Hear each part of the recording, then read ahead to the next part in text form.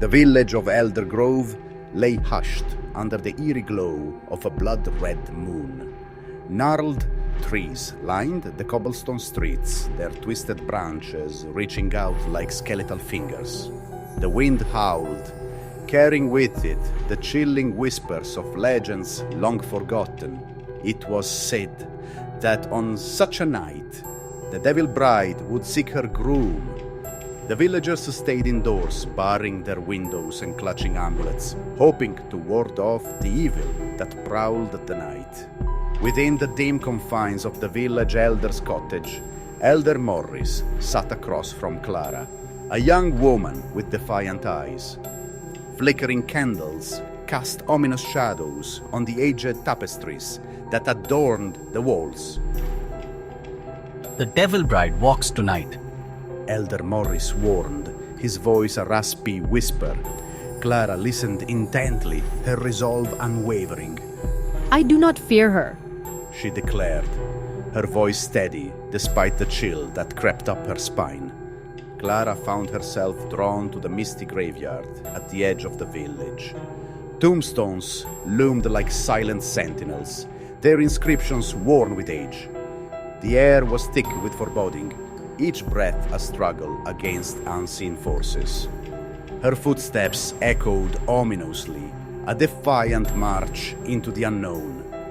As she ventured deeper, the legends of the Devil Bride whispered around her, teasing her courage with every step. In the heart of the graveyard, Clara faced the spectral figure. Clad in a tattered wedding gown, the Devil Bride's eyes burned with a fiery intensity that pierced the soul. The Devil Bride regarded Clara with a chilling smile, her presence commanding and otherworldly. You dare challenge me? She intoned, her voice echoing with the weight of centuries. Clara, unwavering, met her gaze with defiance. A storm brewed overhead, lightning illuminating the graveyard in sporadic flashes. Clara and the Devil Bride faced off amidst the tempest, their voices clashing like thunder. I will not be your victim, Clara shouted, her determination cutting through the storm's roar. Foolish girl. The Devil Bride hissed, her form shifting and swaying with the wind's fury. The conflict between them crackled with a supernatural energy, neither willing to yield. As the storm subsided, an eerie calm settled over the graveyard. Clara stood alone, victorious but forever changed by the encounter. The first light of dawn broke over the village, casting a gentle glow that dispelled the night's terrors. The Devil Bride had vanished, her legacy diminished by Clara's courage. With a heart full of newfound strength, Clara turned toward the village, ready to face whatever the future might hold. Jonathan approached the mansion with trepidation, his heart pounding as he recalled the legends of the Devil Bride. This place looks more sinister than I imagined. He muttered to himself, stepping over the threshold.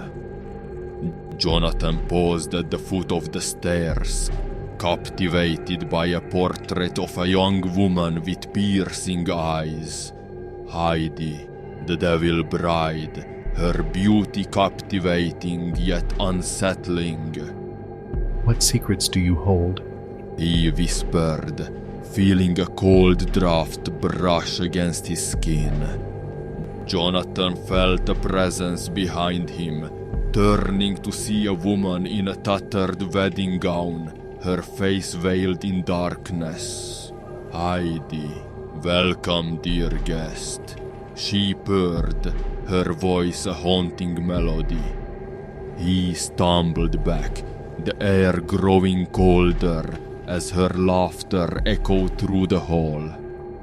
Jonathan found himself drawn to an old diary, resting on a table, the pages yellowed with age. This must be her story, he thought, reading about a pact made with dark forces and a love that turned to vengeance. Heidi, do you understand now? Her voice whispered from the shadows, sorrow lacing her words. Jonathan descended into the darkness, guided by a sense of urgency. Heidi stood waiting, her eyes glowing with an unnatural light. You seek to end the curse? He asked, his voice steady despite his fear. Only one can break it. She replied, reaching out with a hand that shimmered with unearthly power. Jonathan stood outside, watching as the mist slowly receded from the forest.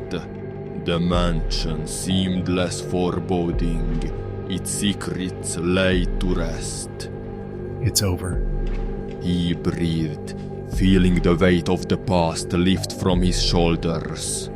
Heidi, no longer bound by darkness, faded into the morning light, her tragic tale finally reaching its end. Evelyn Carter stepped out of her car, her breath visible in the cold night air. The manor loomed before her, a relic of a past she was determined to uncover. Her heart pounded with a mixture of fear and excitement as she approached the creaking front door. Evelyn switched on her flashlight, the beam cutting through the oppressive darkness. I know there's something here. She whispered to herself, feeling the weight of the house's history pressing in around her. Evelyn froze, her heart racing. Who's there? She called out, her voice trembling. The melody continued, each note resonating with a ghostly presence that seemed to beckon her deeper into the manor. Evelyn picked up the diary, her fingers brushing against the brittle paper. The voice began to whisper softly in her ear, "Read, and you shall see." The words sent a shiver down her spine, but she couldn't resist the pull of the story within. Evelyn watched in awe, the story unfolding before her eyes. Is this what you wanted me to see? She asked the apparition, who nodded silently, tears glistening in the spectral light. Evelyn turned back to the manor, a bittersweet smile on her lips.